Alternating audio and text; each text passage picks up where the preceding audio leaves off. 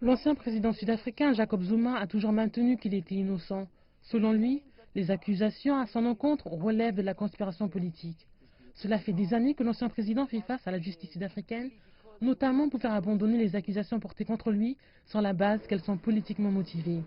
Mais les efforts de Zuma ont toutefois été contrecarrés vendredi dernier par la haute cour de justice de Pietermaritzburg, qui a rejeté ses arguments et ordonné la poursuite du procès pour corruption. M. Zuma a présenté une demande d'appel à la cour. C'est l'un des plus longs procès de l'Afrique du Sud démocratique qui dure depuis 14 ans. L'autorité nationale des poursuites d'Afrique du Sud estime que l'équipe juridique de Zuma a fait usage de tous les stratagèmes imaginables pour retarder le procès. Cela fait 14 ans que M. Zuma est prêt à faire face à ce procès. Nous sommes encouragés par le fait que l'État est enfin prêt à lancer le procès afin que nous puissions officiellement commencer à aborder les questions liées à cette affaire.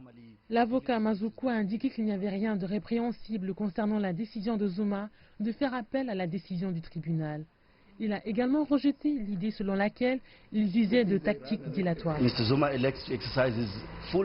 M. Zuma choisit de pleinement exercer ses droits constitutionnels. Ceci inclut le droit de faire appel à une décision défavorable de la Cour. L'ancien président devrait faire face à 18 chefs d'accusation, notamment de corruption, de racket et de fraude. Il a jusqu'au 1er novembre pour faire appel.